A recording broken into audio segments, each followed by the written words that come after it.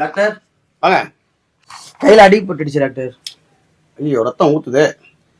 தையல் நான் கட்டுப்பட்டு அனுப்பிச்சு விட்றேன். தம்பி இவர் கட்டுப்பட்டு அனுப்புமா, டைட்டா போட்டுறாத. இந்த லாஸ்ட் டைம் சுகர் ஏறி போச்சுன்னு வந்து மாத்திரைக்கு வந்தீங்க, எழுதி கொடுத்தேன். சுகர் கண்ட்ரோல் வந்துருச்சா? சுகர் கண்ட்ரோலா இருக்கு டாக்டர். தெரியும். நான் எழுதுறப்ப நல்ல பவரான மாத்திரை தான் எழுதி கொடுத்தேன். கண்ட்ரோல் வந்திருக்குன்னு தெரியும். டாக்டர் மாத்திரையே போடல டாக்டர்.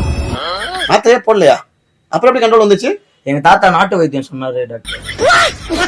ரோட்ல பாக்குறவன் புல்லா பருத்தி கொட்டை, புண்ணாக்கு, எள்ளு உருண்டை இதெல்லாம் சாப்பிட சுகர் சரியாயிரும்னு சொல்லுவான். நீங்க ஒரு 4 மாசம் தின்னுட்டு டாக்டர் எனக்கு கால் வீங்கி போச்சு, கை வீங்கி போச்சு வந்து நில்லுங்க, டாக்டர் மேல பழி தூக்கி போடுங்க. நான் முட்டாளையா நீங்க? காரியா மேல ஏன் டாக்டர் நாட்டு வைத்தியம் நல்லது தானே டாக்டர்? நல்லதுதான். இந்த மாதிரி வரவான் போறான் பூரா 20 ரூபாய்க்கு 30 ரூபாய்க்கு நாட்டு வைத்தியம் பார்த்து உடம்ப சரி பண்ணிட்டு போயிட்டான்னா கோடி கணக்குல பணத்தை கொடுத்து படிச்சுட்டு உட்காந்துருக்க நாங்களா ரோட்ல நக்கிட்டு போறதா?